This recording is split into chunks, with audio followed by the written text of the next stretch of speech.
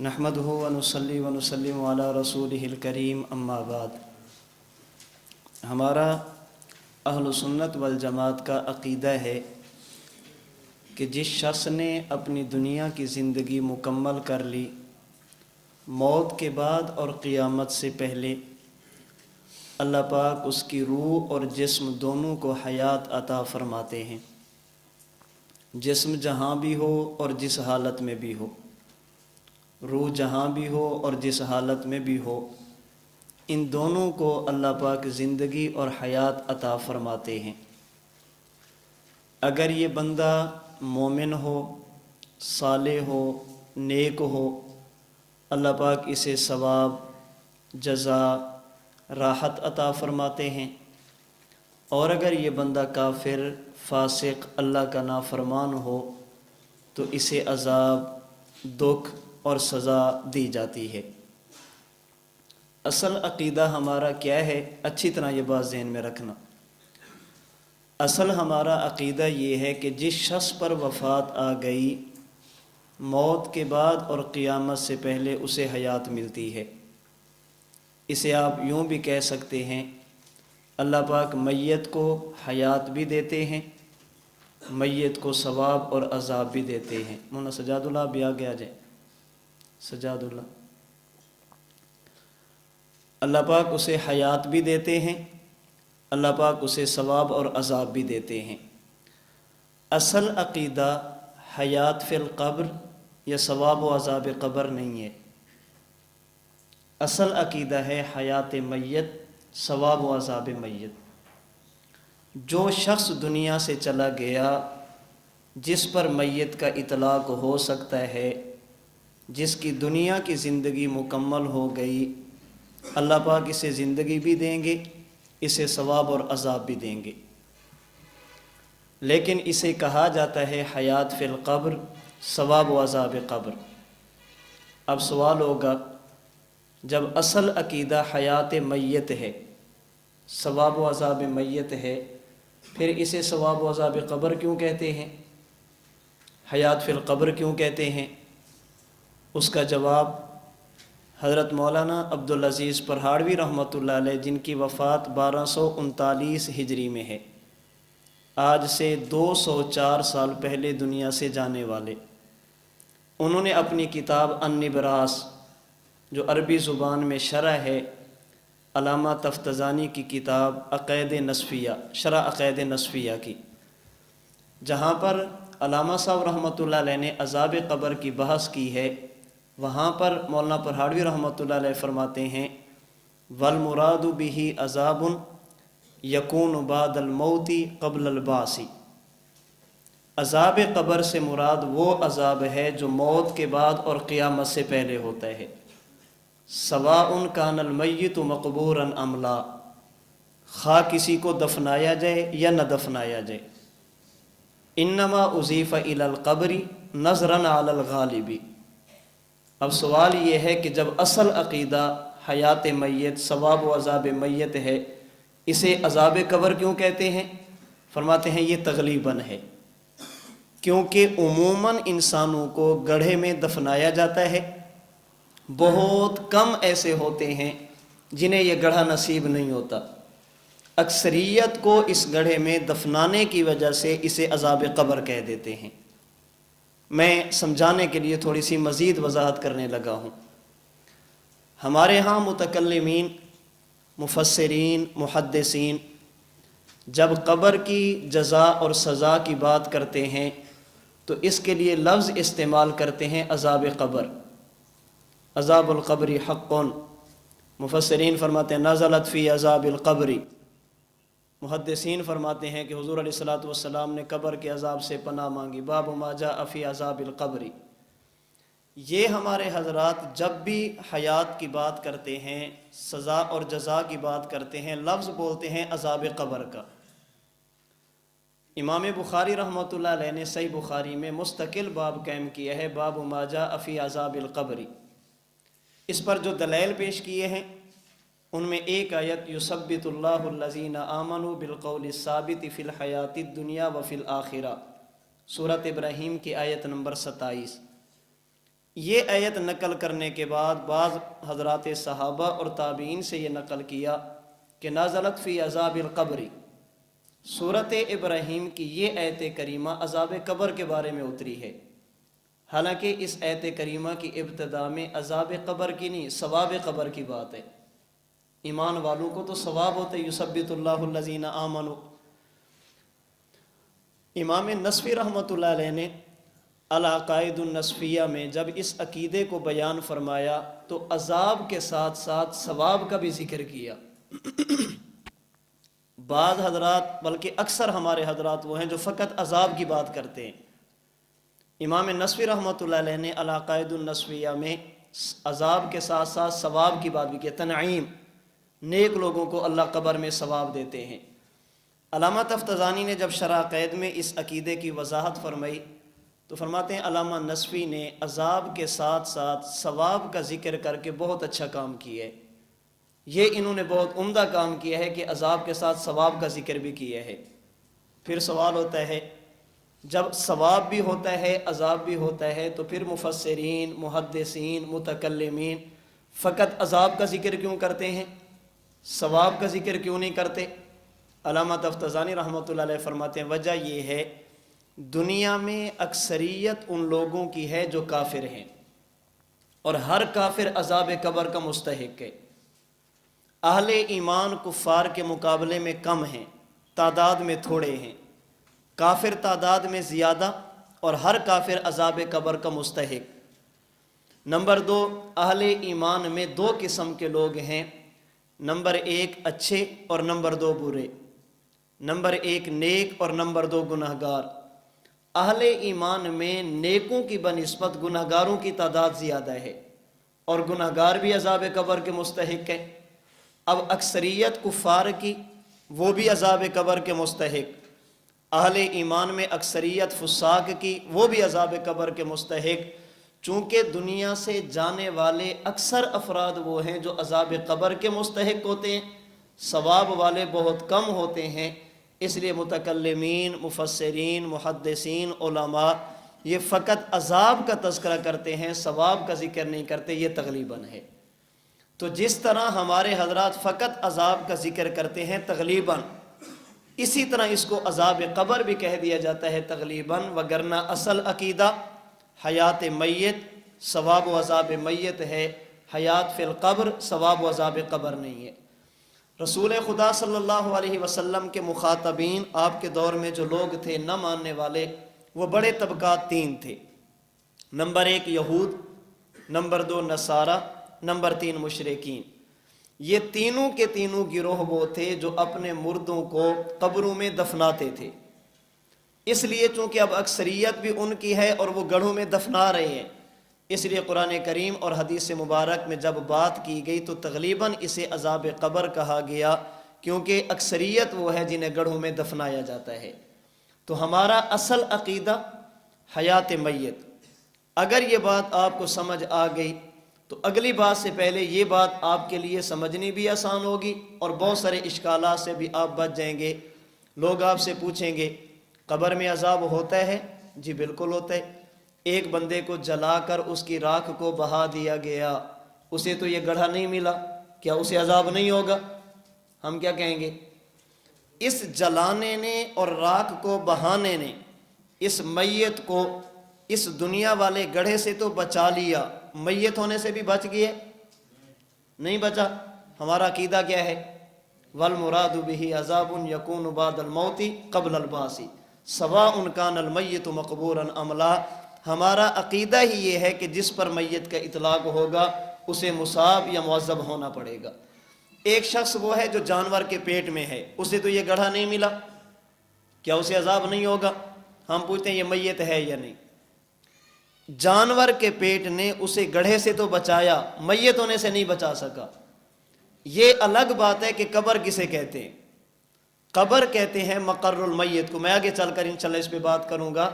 قبر کہتے ہیں مقر المیت کو، جس جگہ پر انسان کا جسم یا جسم کے اجزاء ہوں گے وہی اس کی قبر بن جائے گی۔ وہ خواہ گڑھا ہو، جانور کا پیٹ ہو، جہاں بھی ہوگا۔ اب چونکہ عموماً یہاں اس گڑھے میں ہوتے ہیں اس لیے اس کو قبر کہہ دیا جاتا ہے۔ تو اپنا اصل عقیدہ ذہن میں رکھنا، ہمارا عقیدہ ہے کہ موت کے بعد قیامت سے پہلے انسان کے جسم اور روح دونوں کو اللہ پاک زندگی عطا فرماتے ہیں، حیات عطا فرماتے ہیں۔ اگر یہ شخص مومن اور صالح ہو تو اسے ثواب دیا جاتا ہے، اگر یہ کافر اور فاسق ہو تو اسے عذاب دیا جاتا ہے، خواہ اسے دفنایا جائے یا نہ دفنایا جائے۔ باقی اسے عذاب قبر کہتے ہیں، کیوں؟ انما اضیف الی القبر نظرا علی الغالب، تغلیباً اسے عذاب قبر کہا جاتا ہے۔ اگر یوں بھی کسی کو سمجھنا ہے تو ہم قرآن کریم کی ایک آیت پیش کر دیتے ہیں، ہم کہتے ہیں آپ کا سوال یہ ہے کہ جس بندے کو یہ گڑھا نہیں ملا تو اسے عذاب کیسے ہوگا؟ قرآن کریم میں یہ بھی ہے، ان اللہ یبعث من فی القبور، قیامت کے دن اللہ پاک ان لوگوں کو اٹھائیں گے جو قبروں کے اندر ہیں۔ سوال یہ ہے کہ جس بندے کو یہ گڑھا نہیں ملا اللہ اسے نہیں اٹھائیں گے؟ جسے یہ گڑھا نصیب نہیں ہوگا اسے نہیں اٹھایا جائے گا؟ اسے بھی اٹھایا جائے گا۔ اللہ تو فرما رہے تھے من فی القبور کو میں اٹھاؤں گا، اللہ انہیں اٹھائیں گے۔ بات سمجھنا، اصل عقیدہ من فی القبور کو اٹھانا نہیں، اصل عقیدہ ہے حشر اجساد۔ اصل عقیدہ یہ ہے کہ جسموں کو اٹھایا جائے گا۔ من فی القبور کیوں کہا؟ نظراً علی الغالب، اس لیے کہ اکثریت ان افراد کی ہوگی جو گڑھوں میں مدفون ہوں گے۔ تو جس طرح تغلیباً یبعث من فی القبور فرمایا، جسے یہ گڑھا نصیب نہیں ہوا اسے بھی اٹھایا جائے گا، اسی طرح عذاب قبر کہا جاتا ہے۔ لیکن جس بندے کو یہ گڑھا نصیب نہیں ہوا، اگر وہ جزا کا مستحق ہے تو جزا دی جائے گی، اور اگر وہ سزا کا مستحق ہے تو اسے سزا بھی دی جائے گی۔ ہمارا عقیدہ ہے اللہ پاک موت کے بعد اور قیامت سے پہلے ہر انسان کو حیات اور زندگی عطا فرماتے ہیں۔ یہ زندگی کیسے ہوتی ہے؟ کیسی ہوتی ہے؟ علامہ تفتزانی، ہمارے دیگر حضرات، ملا علی قاری رحمہ اللہ، حکیم الامت حضرت تھانوی رحمۃ اللہ علیہ، یہ حضرات فرماتے ہیں کہ موت کے بعد اور قیامت سے پہلے ملنے والی حیات اور زندگی یہ نوع من الحیات ہوتی ہے۔ اللہ پاک ان میں اتنی حیات پیدا فرما دیتے ہیں، قدر ما یتعلم و یتلذذ۔ ہم اس حیات کو حیات کامل نہیں کہتے، ہم اس حیات کو حیات ظاہری نہیں کہتے، ہم اس حیات کو حیات تصرف نہیں کہتے۔ موت کے بعد اور قیامت سے پہلے والی زندگی یہ نوع من الحیات ہے، اجمالی حیات ہے، اخفا حیات ہے، نوع من الحیات ہے۔ اللہ پاک روح اور جسم کے تعلق سے ان میں اتنی حیات پیدا فرما دیتے ہیں، اگر یہ مومن ہو تو یتلذذ، لذت کو محسوس کرتا ہے، اور اگر یہ کافر ہو تو یتألم، دکھ کو، تکلیف کو اور عذاب کو محسوس کرتا ہے۔ ہمارے ہاں یہ حیات کامل، حیات ظاہری، حیات کلی نہیں ہے۔ حیات کلی اور ظاہری ہمارے ہاں دو ہیں، نمبر ایک دنیا کی حیات اور نمبر دو آخرت کی حیات۔ ربنا امتنا سنتین و احییتنا سنتین، جہاں پر اس حیات کی بات کی گئی وہ حیات ظاہری ہے، ایک دنیا والی اور ایک آخرت والی۔ یہ دو حیاتیں وہ ہیں جو مستقل ہیں، حیات کامل ہیں، حیات ظاہری ہے، حیات نظر آنے والی اور کلی قسم کی حیات ہے۔ موت کے بعد اور قیامت سے پہلے ملنے والی حیات، ہم اس حیات کو حیات ظاہری نہیں کہتے، ہم اس حیات میں تدبیر کے قائل نہیں، ہم اس حیات میں تصرف کے قائل نہیں، ہم اس حیات میں ان احوال کے قائل نہیں جو دنیا میں انسان اپنی مرضی، اپنے اختیار اور اپنی چاہت سے کرتا ہے۔ وہ نوع من الحیات ہے جس میں انسان کے اندر اتنا شعور پیدا کر دیا جاتا ہے جس کی وجہ سے وہ دکھ اور سکھ کو محسوس کرتا ہے۔ اسی وجہ سے چونکہ وہ حیات اجمالی ہے، اس لیے وہاں پر جو سوال و جواب، حساب و کتاب ہے وہ بھی اجمالی ہوگا۔ چونکہ وہ حیات اجمالی ہے اس لیے وہاں پر جو جزا اور سزا ہوگی وہ بھی اجمالی ہوگی۔ موت کے بعد اور قیامت کے دن اٹھنے کے بعد اللہ جو حیات عطا فرمائیں گے وہ تفصیلی ہوگی، ظاہری ہوگی، کامل اور کلی ہوگی، اس لیے وہاں پر حساب و کتاب وہ بھی تفصیلی ہوگا، جزا اور سزا یہ بھی تفصیلی ہوگی، جسے سمجھانے کے لیے قرآن کریم کی آیت کو پیش کیا جا سکتا ہے، النار یعرضون علیہا غدوا وعشیا ویوم تقوم الساعہ ادخلوا آل فرعون اشد العذاب، موت کے بعد اور قیامت سے پہلے ملنے والی جزا اور سزا یہ عرض جنت اور عرض نار کی صورت میں ہوتی ہے۔ اس میں یا تو جہنم پیش کی جاتی ہے یا جنت پیش کی جاتی ہے۔ اگر مومن ہے فیاتیہ من طیبہا و روحہا، جنت کی خوشبو اور راحت کو محسوس کرتا ہے۔ اگر کافر ہے فیاتیہ من حرہا و سمومہا، جہنم کی تپش، جہنم کا دھواں، جہنم کی بدبو اس کو قبر میں تکلیف پہنچاتی رہتی ہے۔ تو موت کے بعد قیامت سے پہلے ملنے والی حیات چونکہ اجمالی ہے، اس لیے سوال و جواب بھی اجمالی، من ربک من نبیک ما دینک، اور اس کے بعد جو ملنے والی جزا اور سزا ہے وہ بھی اجمالی۔ اور اگر قیامت کا دن جب ہوگا وہاں پر جو حیات ہوگی وہ تفصیلی ہوگی، حیات ظاہری ہوگی، حیات کامل اور کلی ہوگی۔ وہاں پر جو سوال و جواب ہوگا وہ بھی تفصیلی ہوگا، اور جو جزا اور سزا ہوگی وہ بھی کیا ہوگی؟ تفصیلی ہوگی۔ اب اگر کوئی ایسی آیت یا حدیث آ جائے جس میں بظاہر یہ بات معلوم ہو رہی ہو کہ موت کے بعد قیامت سے پہلے حیات نہیں، تو ہم جواب میں کہیں گے ہمارے سامنے دو قسم کی نصوص ہیں۔ بعض سے ثابت ہوتا ہے کہ حیات ہے اور بعض سے ثابت ہوتا ہے کہ حیات نہیں۔ جن سے یہ معلوم ہوتا ہے کہ حیات ہے، اس سے مراد ہے نوع من الحیات، حیات اجمالی، حیات خفی یا اخفا۔ اور جن سے یہ معلوم ہوتا ہے کہ حیات نہیں، اس سے مراد ہے حیات کامل، حیات ظاہری، دنیا جیسی حیات اللہ تعالیٰ یہ قبر میں نہیں دیتے، ایسی حیات انسان کو قیامت کے دن عطا کی جائے گی۔ حدیث مبارک میں ہے فَتُعَادُ رُوحُهُ فِي جَسَدِهِ، موت کے بعد قیامت سے پہلے انسان کی روح اور جسم کا تعلق جوڑ دیا جاتا ہے۔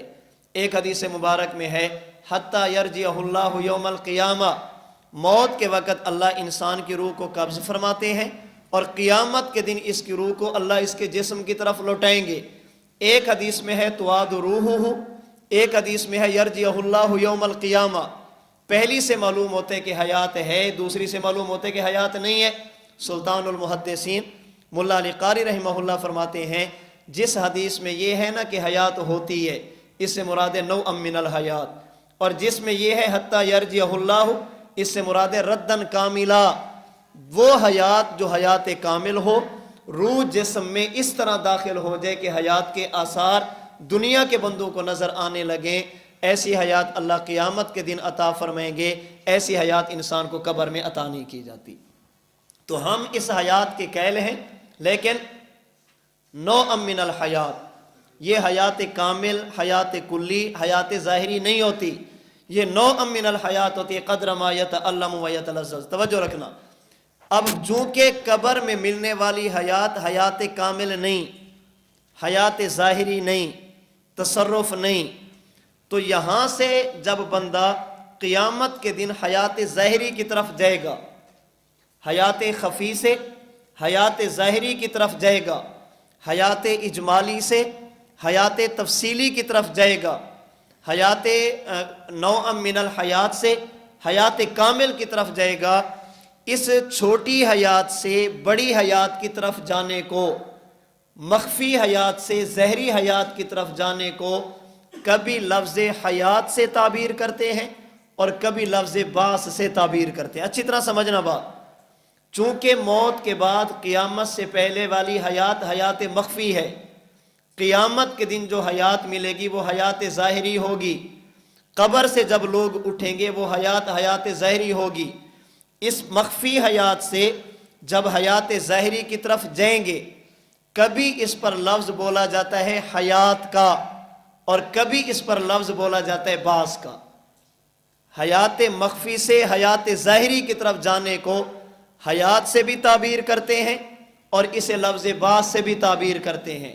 حضرت عیسیٰ علیہ السلام کے بارے میں ہے وَأُحْيِي الْمَوْتَى بِإِذْنِ اللَّهِ، حضرت عیسیٰ علیہ السلام فرماتے ہیں اے بنی اسرائیل مجھے نبی مانو، اس لیے کہ میں قبر پہ کھڑے ہو کر قم بِإِذْنِ اللَّهِ کہتا ہوں تو مردہ اللہ کے حکم سے زندہ ہو کر باہر نکل آتا ہے۔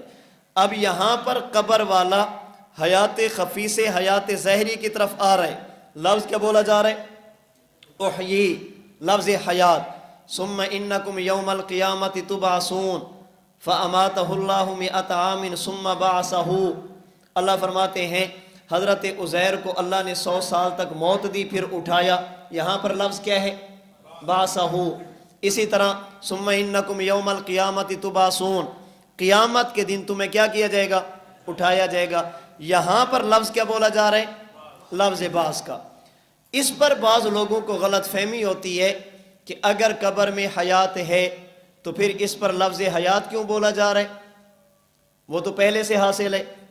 اسے سمجھانے کے لیے وہ ایک گردان پڑھتے ہیں، آپ تو کہتے ہیں قبر میں حیات ہوتی ہے، حضرت عیسیٰ فرماتے ہیں احیی الموتیٰ، پھر یوں کہو نا احیی الاحیاء، قبر میں تو زندہ ہے تو احیی الموتیٰ کیوں کہتے ہو؟ کیا کہنا چاہیے؟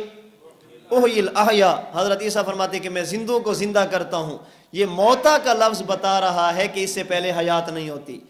ہم کہتے ہیں اگر اس کا مطلب یہی ہے تو ایک آدھ دلیل ہم بھی پیش کرتے ہیں، ذرا اسے بھی حل فرما دیں۔ جب انسان نیند کی حالت میں ہوتا ہے، یہ سوتا ہے، مرتا نہیں ہے۔ نیند کی حالت میں انسان میں حیات ہوتی ہے، حیات ختم نہیں ہوتی، لیکن وہ حیات ظاہری نہیں ہوتی، حیات کامل نہیں ہوتی، حیات کلی نہیں ہوتی، تصرف نہیں ہوتا۔ اس لیے جب بندہ نیند سے بیداری کی طرف اٹھتا ہے، بیداری کی طرف آتا ہے، کبھی اس پر لفظ حیات بولا جاتا ہے اور کبھی اس پر لفظ باس بولا جاتا ہے۔ حیات خفی سے حیات ظاہری کی طرف، عالم نوم سے عالم بیداری کی طرف آنے پر کبھی لفظ حیات بولا جاتا ہے اور کبھی لفظ باس۔ آپ رات کو سوتے ہیں اللہم بسمک اموت و احیا، صبح اٹھتے ہیں الحمدللہ الذی احیانا بعد ما احیانا، ایسے آپ زندہ نہیں ہوتے تو ما اماتنا کیوں؟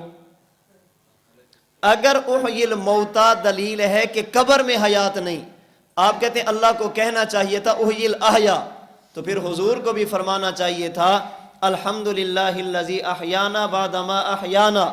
کیوں؟ اس لیے کہ نیند والا زندہ نہیں ہوتا۔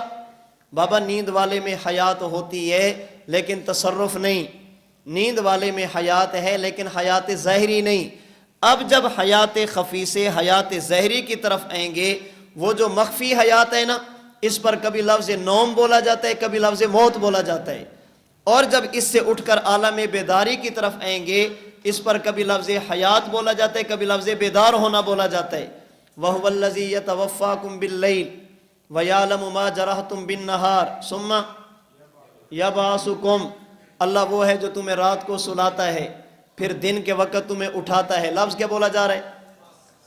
وَكَذَلِكَ بَعَثْنَاهُمْ لِيَتَسَاءَلُوا بَيْنَهُمْ، اصحاب کہف سوئے، اللہ نے 309 سال کے بعد اٹھایا، لفظ کیا ہے؟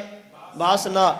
جس طرح نیند کی حالت میں حیات ہے لیکن حیات خفی، حیات کامل نہیں، نوعم من الحیات، حیات ظاہری نہیں، حیات مخفی، جب اس حیات سے حیات کامل کلی ظاہری کی طرف آتے ہیں، اس پر کبھی لفظ حیات بولا جاتا ہے، کبھی لفظ باس بولا جاتا ہے۔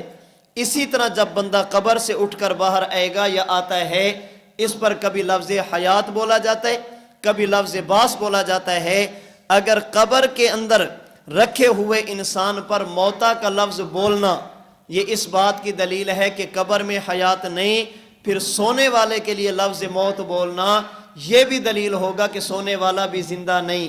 ہم کہتے ہیں کہ حیات دونوں میں ہے لیکن حیات کامل نہیں، نوعم من الحیات، حیات تفصیلی نہیں، اجمالی، تصرف ختم ہو گیا۔ اب عالم نوم سے عالم بیداری کی طرف آئیں گے، کبھی اس پر لفظ حیات بولا جائے گا، کبھی اس پر لفظ باس بولا جائے گا۔ قبر سے اٹھ کر جب دنیا میں یا آخرت میں جائیں گے، کبھی اس پر لفظ حیات بولا جاتا ہے، کبھی اس پر لفظ باس بولا جاتا ہے۔ کیوں؟ توجہ، کیوں؟ حیات کا لفظ اس لیے بولا جاتا ہے کہ پہلے حیات تھی لیکن کامل نہیں، جو کامل نہ ہو وہ موت کی طرح ہوتی ہے، اس لیے اس پر لفظ موت بولتے ہیں، اور ظاہری کی طرف آنے کے لیے لفظ حیات بولتے ہیں، اور باس کا لفظ بولتے ہیں اس لیے کہ اس میں کچھ نہ کچھ حیات موجود ہوتی ہے۔ اس وجہ سے حضرت امام طحاوی رحمۃ اللہ علیہ نے جب عقیدہ طحاویہ میں موت اور حیات کی بات کی، پھر قیامت کی بات کی ہے، حضرت امام طحاوی رحمۃ اللہ علیہ فرماتے ہیں محین بلا مخافت، ممیت بلا مخافت، اللہ پاک انسان کو موت دیتے ہیں، اللہ کو موت دینے میں کسی کا ڈر نہیں ہوتا۔ باعث بلا مشقت، اللہ قیامت کے دن انسان کو اٹھائیں گے، اس اٹھانے میں مشقت بھی نہیں ہوگی۔ امام طحاوی نے ممیتن کے مقابلے میں محین کا لفظ استعمال نہیں کیا، باعث کا لفظ استعمال فرمایا۔ کیوں؟ اس لیے کہ ممات کے بعد اور بعد سے پہلے، قیامت سے پہلے انسان میں کچھ نہ کچھ حیات ہوتی ہے، لیکن چونکہ وہ کامل نہیں، وہ حیات ظاہری نہیں، وہ حیات مخفی اور پوشیدہ ہوتی ہے، اس لیے اس حیات سے حیات کلی، کامل اور ظاہری کی طرف آنے کو کبھی لفظ حیات سے تعبیر کیا جاتا ہے اور کبھی لفظ بعث سے تعبیر کیا جاتا ہے۔ تو حیات ملتی ہے نیند کی حالت میں بھی اور قبر کی حالت میں بھی، باقی چونکہ یہ حیات کامل نہیں ہوتی، حیات ظاہری نہیں ہوتی، اس لیے اس پر کبھی کبھی لفظ بعث بولا جاتا ہے اور کبھی اس پر لفظ وفات کا بولا جاتا ہے، حیات کا بولا جاتا ہے۔ اب دیکھیں ہمارے ہاں یہ حیات وہ ہے جو اللہ پاک سب کو عطا فرماتے ہیں۔ دنیا سے جانے والا کافر، اسے بھی حیات ملتی ہے، دنیا سے جانے والا مومن، اسے بھی حیات ملتی ہے، دنیا سے جانے والا شہید، اسے بھی حیات ملتی ہے، اور دنیا سے جانے والا نبی، اسے بھی حیات ملتی ہے۔ ہر وہ شخص جس پر دنیا میں وفات آ گئی، موت کے بعد اور قیامت سے پہلے اللہ اسے زندگی دیں گے۔ اس پر بعض لوگوں کو سوالات اٹھتے ہیں کہ تم نے تو حضور کو بھی زندہ مانا، تم نے تو شہید کو بھی زندہ مانا، تم نے تو ابو جہل کو بھی زندہ مانا، تم نے تو سب کو زندہ مان لیا، اب اس میں کمال کیا ہے؟ تم نے تو نبی کے ساتھ ابو جہل کو بھی زندہ مانا، اس لیے اب نعرے حیات النبی کے نہ لگایا کرو، حیات ابو جہل کے لگایا کرو۔ اس بار وہ کانفرنس بھی کرتے ہیں، تقریریں بھی کرتے ہیں، تم تو سب کی حیات کے کہہ لو۔ ہم کہتے ہیں جی بالکل، ہم موت کے بعد کافر کی حیات کے بھی قائل، موت کے بعد مومن کی حیات کے بھی قائل، موت کے بعد شہید کی حیات کے بھی قائل، موت کے بعد نبی کی حیات کے بھی قائل۔ جب حیات ہم نے سب کی مانی، اب آپ کا یہ سوال کرنا جب سارے زندہ ہیں تو ان کی حیات میں فرق کیا ہوا؟ ہم کہتے ہیں فرق ہے، یہ فرق حدیث سے ثابت ہے، یہ فرق صحابہ کرام کے آثار سے ثابت ہے، اور یہ فرق وہ ہے جو ہمارے اکابرین علماء دیوبند سے ثابت ہے۔ یہ فرق وہ ہے جو قرآن اللہ کے نبی کے فرمان سے ثابت ہے۔ حکیم الاسلام قاری محمد طیب قاسمی رحمۃ اللہ علیہ نے مومن غیر شہید، مومن شہید اور مومن نبی، ان تینوں کی حیات میں جو فرق بیان کیا ہے نا، قاسمی صاحب رحمۃ اللہ علیہ نے کمال فرمایا۔ احادیث مبارکہ کی روشنی میں جو فرق بیان کیا وہ آپ ذرا سا سمجھیں۔ اس فرق کو سمجھنے سے پہلے ایک مثال سمجھیے۔ آپ گھر میں ہیں، آپ کے پاس ایک مہمان آیا، گرمی کا موسم ہے، آپ نے مہمان کو برآمدے میں بٹھایا، اپنے شاگرد سے کہہ کر، بھائی سے کہہ کر، بیٹے سے کہہ کر، اندر ایک فرشی پنکھا تھا، اسے کمرے کے اندر لگا دیا اور اسے کہا بھی کمرے کا دروازہ کھول دو اور پنکھے کا رخ مہمان کی طرف کر دو تاکہ اس کو ہوا لگتی رہے۔ ایک دوسرا مہمان آیا، آپ اسے کہتے ہیں آپ یہاں نہ بیٹھیں، آپ پنکھے کے پاس چلیں، اسے آپ پنکھے کے پاس لے گئے۔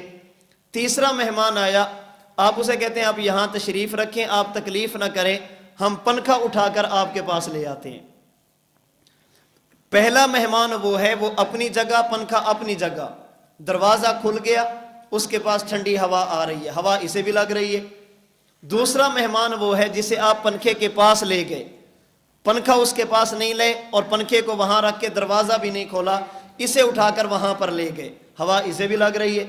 اور تیسرا مہمان وہ ہے جس کے پاس پنکھا اٹھا کر آپ لے آئے، ہوا اسے بھی لگ رہی ہے، لیکن آپ کا طرز عمل بتا رہا ہے پہلے مہمان کی حیثیت وہ اور ہے، دوسرے کی حیثیت وہ اور ہے، تیسرے کی حیثیت وہ اور ہے۔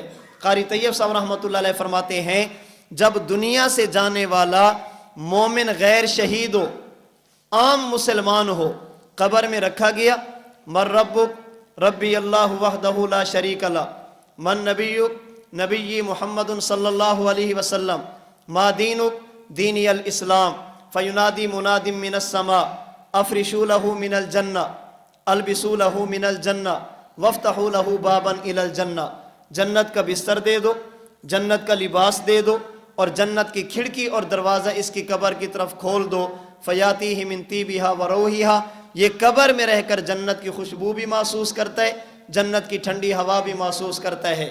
مومن اپنی جگہ، جنت اپنی جگہ، درمیان کا دروازہ کھل گیا، اب جنت کی ٹھنڈی ہوا اس کے پاس آ رہی ہے۔ اگر یہ جانے والا ہو شہید، ارواحہم فی جیوف طیر خضر، اللہ پاک اس کی روح کو جنت کی سیر کی اجازت دیتے ہیں۔ تسرح من الجنت حیث تشاء، اللہ جنت کو اپنی جگہ پہ رکھ کے، شہید کے روح کو اپنی جگہ پہ رکھ کر یوں نہیں کرتے کہ دروازہ کھول دیں، بلکہ اللہ اس کی روح کو جنت کی سیر کی اجازت دیتے ہیں۔ اور جب باری آ جائے اللہ کے نبی کی، باری آ جائے حضور کی، اللہ کے محبوب پیغمبر کی، اللہ نبی کو اپنی جگہ پہ رکھ کر، جنت کو اپنی جگہ پہ رکھ کر درمیان کا دروازہ نہیں کھولتے، جیسے مومن غیر شہید کے لیے اللہ نبی کی روح کو جنت میں نہیں لے جاتے جیسے شہید کے لیے، بلکہ اللہ پاک اب جنت کو اٹھاتے ہیں اور نبی کی قبر میں رکھ دیتے ہیں۔ ما بین بیتی و منبری روضۃ من ریاض الجنہ، اللہ کے نبی نے فرمایا یہ جگہ عام جگہ نہیں، یہ جنت کے ٹکڑوں میں سے ایک ٹکڑا ہے۔ حضرت علامہ سہارنپوری رحمۃ اللہ علیہ نے اسی جگہ پر حاشیہ بخاری میں لکھا ہے، قیامت کا دن ہوگا، تمام لوگ قبروں سے اٹھیں گے اور جنت میں جائیں گے، اللہ نبی کو قبر سے اٹھا کر جنت میں نہیں لے جائیں گے، اللہ نبی کی قبر والی جگہ کو اٹھا کر جنت میں شامل فرما دیں گے۔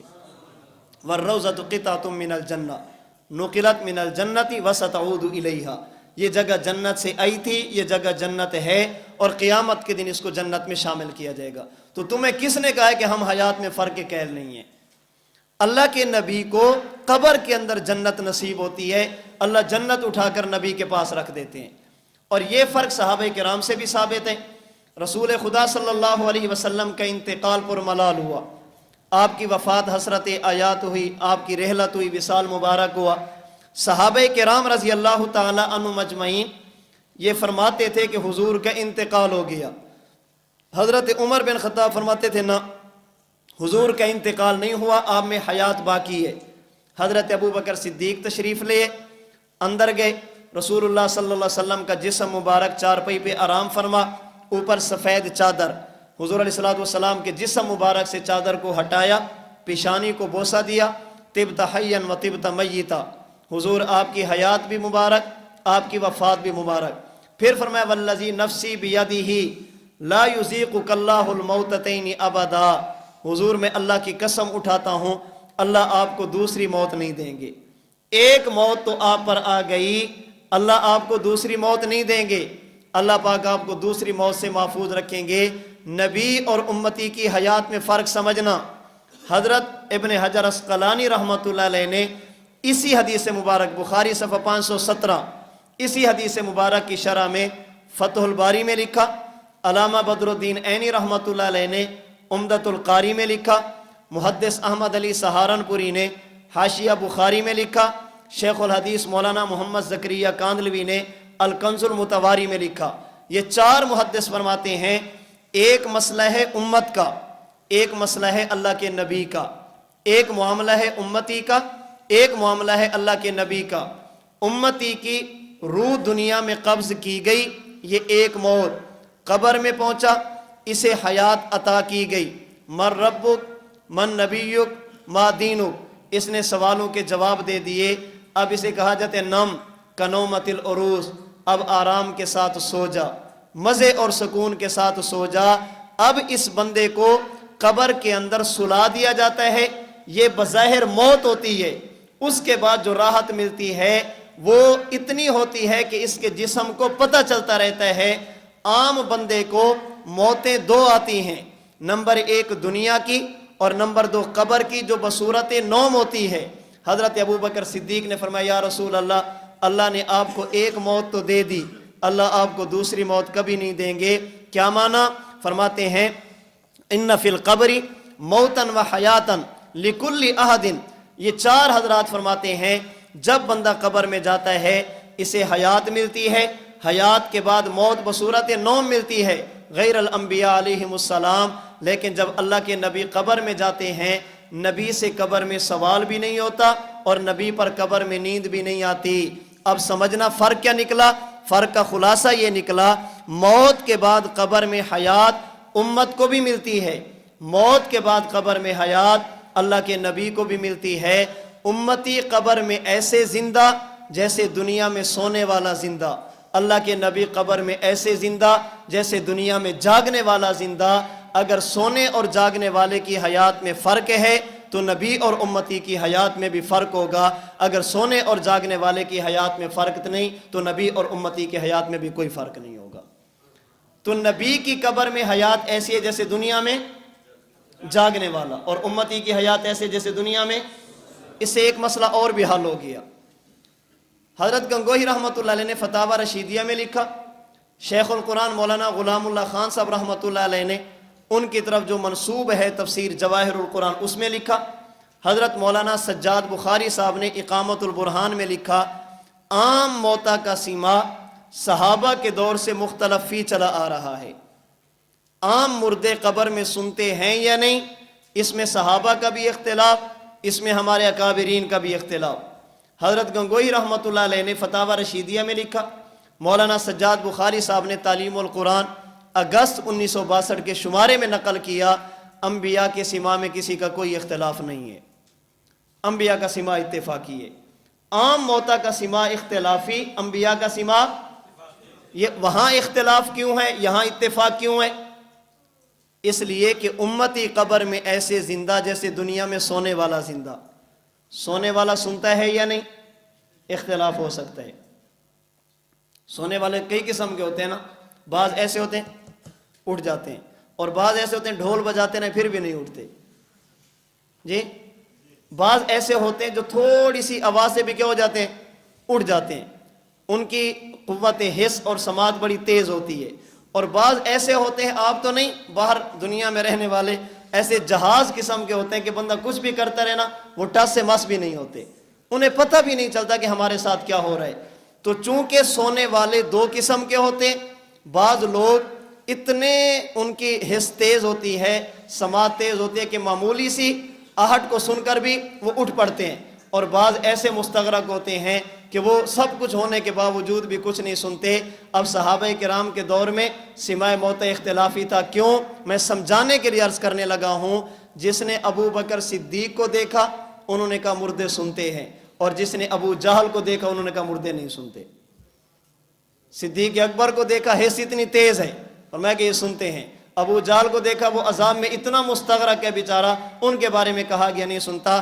چونکہ سونے والا کا سماع اختلافی ہو سکتا ہے اس لیے عام موتا کا سماع اختلافی ہے، جاگنے والے کے سماع میں کسی کا اختلاف نہیں ہوتا، اس لیے اللہ کے نبی کے سماع میں بھی کسی کا کوئی اختلاف نہیں ہے۔ تو عام امتی کی حیات ایسے جیسے دنیا میں بولیے سونے والا زندہ، اللہ کے نبی کی قبر میں حیات ایسے جیسے دنیا میں۔ اگر ان کی حیات میں فرق نہیں ہے تو آپ کہیں نبی امتی کی حیات میں فرق نہیں، اور اگر ان کی حیات میں فرق ہے تو پھر ماننا پڑے گا کہ امتی کی حیات یہ ادنا قسم کی ہے اور پیغمبر کی حیات اعلیٰ قسم کی ہوتی ہے۔ اس پر میں ایک بات عرض کر دوں، بات آ گئی حضرت ابو بکر صدیق رضی اللہ تعالی عنہ کے فرمان کے حوالے سے۔ حضرت ابو بکر صدیق کا یہ فرمان بخاری شریف صفحہ 517 پر موجود ہے، لا یذیقک اللہ الموتتین ابدا۔ یہ جملہ حضرت صدیق اکبر نے اندر فرمایا حضور علیہ الصلوۃ والسلام کے حجرے میں، وہاں سے باہر تشریف لے آپ نے صحابہ کرام کو جمع کیا، اب یہاں پر خطبہ دیا، کچھ جملے آپ نے یہاں پر فرمائے صحابہ کرام کی موجودگی میں۔ تغلیباً اس پوری روایت کو خطبہ صدیق اکبر کہہ دیا جاتا ہے، پوری روایت کو تغلیباً، چونکہ اکثر حصہ وہ ہے جو آپ نے باہر فرمایا۔ آپ نے باہر جو جملے فرمائے ان میں ایک جملہ یہ تھا، من کان منکم یعبد محمدا فإن محمدا قد مات۔ اگر تو تم عبادت حضور کی کرتے تھے تو سن لو، اللہ کے نبی اب دنیا میں نہیں رہے، حضور کا انتقال ہو گیا۔ اور اگر عبادت اللہ کی کرتے تھے، اللہ پہلے بھی زندہ تھے، اللہ آج بھی زندہ ہیں، اللہ ہمیشہ کے لیے زندہ رہیں گے۔ پھر فرمایا وما محمد الا رسول قد خلت من قبلہ الرسل۔ حضور اللہ کے نبی تھے، آپ سے پہلے بھی انبیاء تھے، وہ چلے گئے، ان کی مدت پوری ہو گئی، حضور کی بھی پوری ہو گئی۔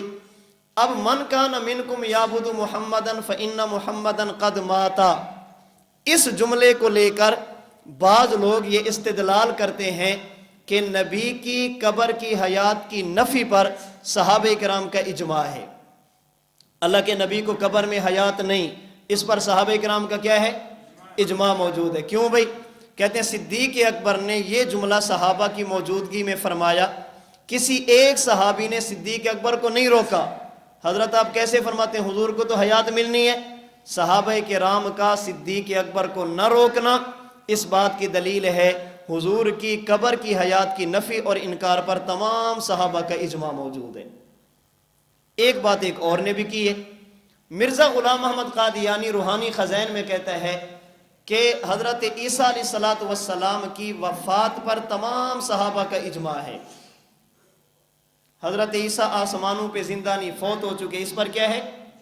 صحابہ کرام کے اجماع۔ بلکہ اس بدبخت نے ایک جملہ اور کہا، کہتے اتنا مضبوط اجماع صحابہ کرام کا خلافت صدیق پر نہیں ہے جتنا مضبوط اجماع وفات مسیح پر ہے۔ کیوں؟ کہتے صدیق اکبر نے صحابہ کی موجودگی میں فرمایا، وما محمد الا رسول قد خلت من قبلہ الرسل، حضور اللہ کے نبی تھے، آپ سے پہلے رسول۔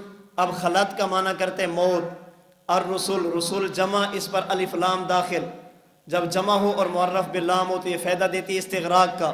اس کا معنی یہ کہ آپ سے پہلے تمام رسول فوت ہو گئے۔ ان تمام میں حضرت عیسیٰ ہیں یا نہیں ہیں؟ تو حضرت صدیق کیا فرما رہے ہیں؟ آپ سے پہلے تمام رسول فوت ہو گئے۔ کوئی ایک صحابی پیش کر دو جس نے صدیق اکبر کی اس بات کا انکار کیا ہو۔ تو کہتے ہیں صحابہ کے اجماع کہ حضرت عیسیٰ کیا ہو گئے؟ یہ کہتے ہیں حضور قبر میں زندہ نہیں، من کان منکم یعبد محمدا فإن محمدا قد مات، کسی ایک صحابی نے انکار نہیں کیا۔ مرزائی کہتے ہیں حضرت عیسیٰ آسمانوں پر زندہ نہیں، وما محمد الا رسول قد خلت من قبلہ الرسل، حضرت صدیق اکبر نے فرمایا کسی ایک صحابی نے انکار نہیں کیا۔ یہ کہتے ہیں صحابہ کا اجماع حضور قبر میں زندہ نہیں، وہ کہتے ہیں صحابہ کے اجماع حضرت عیسیٰ آسمانوں پہ زندہ نہیں۔ ہم اپنی بات نہیں کرتے، اشاعت التوحید و سنہ کے نامور عالم اور مصنف مولانا محمد حسین نیلوی صاحب اپنی کتاب القول الاتم فی حیات عیسیٰ ابن مریم اس میں فرماتے ہیں خطبہ صدیقی کا صحیح مفہوم، مرزا صاحب آپ نے جو استدلال کیا یہ استدلال ٹھیک نہیں، خطبہ صدیقی کا صحیح مفہوم، کہتے ہیں آپ نے جو استدلال کیا وہ درست نہیں۔ کیوں؟ آپ کا استدلال دو وجہوں سے ٹھیک نہیں۔ پہلی وجہ، اگر اس آیت کا مطلب وہی ہے جو آپ نے بیان کیا، ذرا یہ بتائیے کہ آپ سے پہلے دنیا جہان کے مسلمانوں میں سے کس مفسر نے یہ معنی بیان کیا جو آپ بیان کر رہے ہیں؟ اگر مفسر ہے تو پیش کیجئے، اور اگر کسی مفسر نے یہ معنی نہیں کیا اور یقیناً نہیں کیا تو آپ کا یہ معنی کرنا ٹھیک نہیں۔ جو مطلب آپ سمجھے ہیں امت کے علماء اس کے خلاف مطلب سمجھے ہیں، امت کا اجماع اس کے خلاف موجود ہے۔ اگر مفسر ہے تو پیش کریں، مفسر نہیں تو اسے خطبہ صدیقی کا عنوان دے کر صحابہ کے اجماع کا لیبل لگانا درست نہیں۔ نمبر دو، اگر اس کا یہی مطلب ہے کہ حضرت ابوبکر صدیق اور صحابہ حضرت عیسیٰ کی وفات کے قائل تھے، حیات فی السماء کے قائل نہیں تھے، ان روایات کا کیا کرو گے جو صحابہ سے مروی اور جن سے حضرت عیسیٰ کی حیات ثابت ہوتی ہے؟ ان آثار کا کیا کرو گے جو صحابہ کرام سے مروی اور ان سے حضرت عیسیٰ کی حیات ثابت ہوتی ہے؟ انہوں نے دو باتیں کی، آپ کے استدلال ٹھیک نہیں۔ کیوں؟ نمبر ایک، آپ کے پاس مفسر موجود نہیں، اور نمبر دو، اگر یہ مطلب لیا جائے تو دیگر روایات کا انکار لازم آتا ہے۔ ہم کہتے ہیں حضرت بڑی ادب اور احترام کے ساتھ، ہم بڑے ادب اور احترام کے ساتھ دست بستہ آپ سے پوچھتے ہیں، من کان منکم یعبد محمدا فإن محمدا قد مات، اس جملے سے آپ نے استدلال کیا حضور کی قبر کی حیات کی نفی پر اور دعویٰ یہ کیا کہ صحابہ کرام کا اجماع موجود ہے۔ یہی دو سوال آپ سے بھی ہیں۔ جو مطلب اس جملے کا آپ نے بیان کیا 1957 عیسوی سے پہلے دنیا جہان کے کسی محدث نے اس جملے کو دلیل بنایا ہے کہ یہ جملہ دلیل حضور قبر میں زندہ نہیں؟ اگر پیش کیا تو اگر کسی نے یہ مطلب بیان کیا آپ پیش کریں، اور اگر نہیں کیا اور یقیناً نہیں کیا تو پھر آپ کا اس پر اجماع کا دعویٰ کرنا یہ بالکل غلط ہے۔ اور نمبر دو، اگر اس کا معنی یہ ہے اللہ کے نبی کو قبر میں حیات نہیں، حضرت انس کی روایت الانبیاء احیاء فی قبورہم یصلون کا کیا کرو گے؟ حضرت انس کی روایت مررت علی موسیٰ لیلۃ اسری بی عند الکثیب الاحمر وہو قائم یصلی فی قبرہ کا کیا کرو گے؟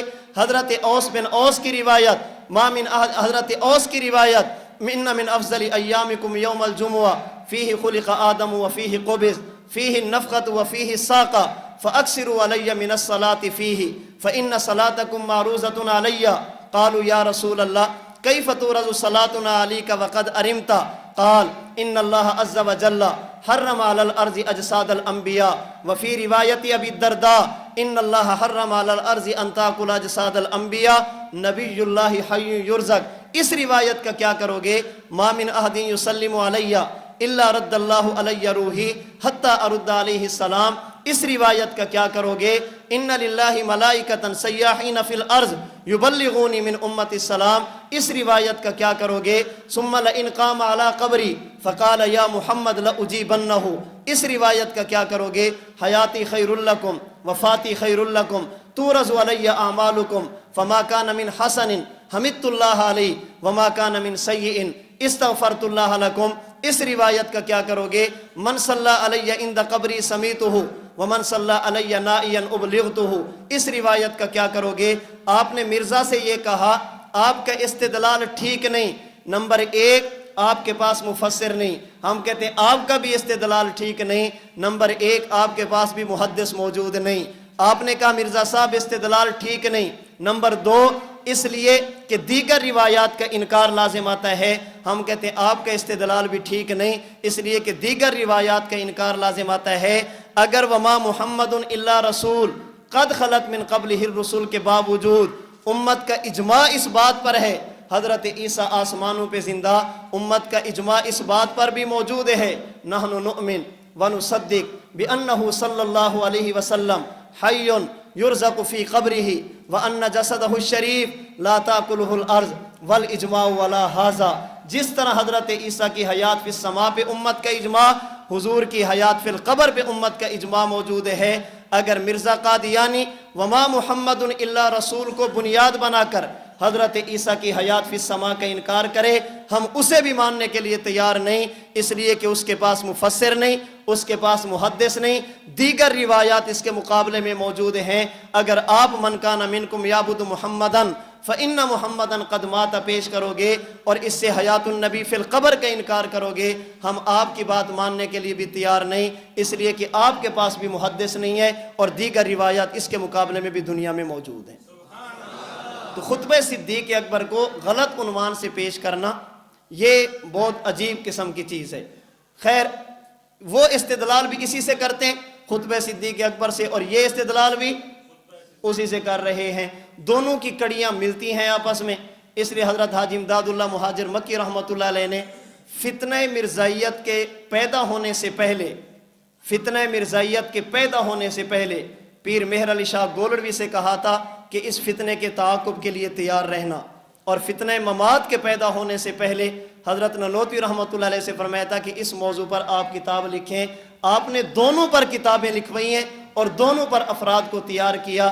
ان دونوں کی آپس میں لڑیاں کہاں تک ملتی ہیں، ان کے آپس میں نظریات کہاں تک ملتے ہیں؟ وہ کہا کہ طاق میں دشمن بھی تھے پشت پر احباب بھی، طاق میں دشمن بھی تھے پشت پر احباب بھی، تیر پہلا کس نے مارا یہ کہانی پھر صحیح۔